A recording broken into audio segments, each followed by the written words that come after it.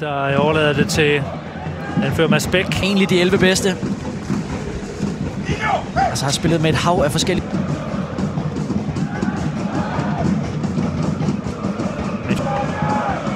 Det er ofte, vi ser, at målmænd de bliver prisgivet. Det var sødt af dig at sige, at du godt kunne se det. Eller ikke? Kommer også med høj fart, Ousmane Diao. Lyder simpelthen fra Fredericia-spillerne selv, fordi den bliver hængende i vinden. Cho.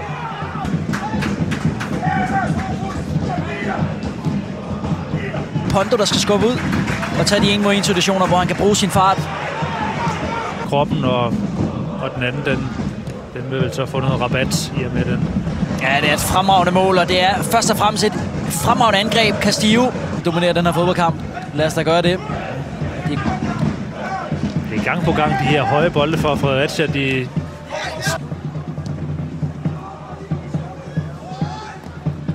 får startopstilling inden kampen. Det var, hvor stærkt et hold det egentlig var, de kom med.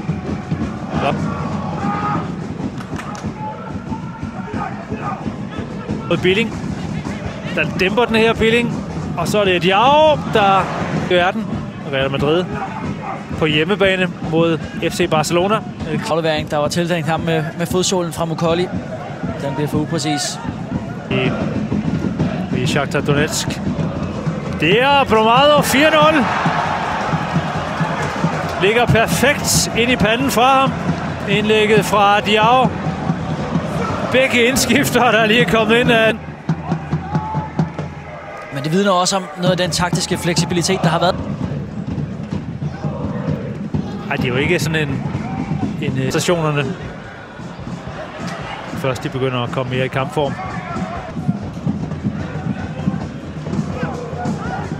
Og det sætter jo ind i.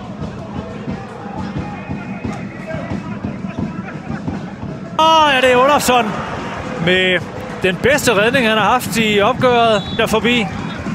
Det er svært ved at komme ind på.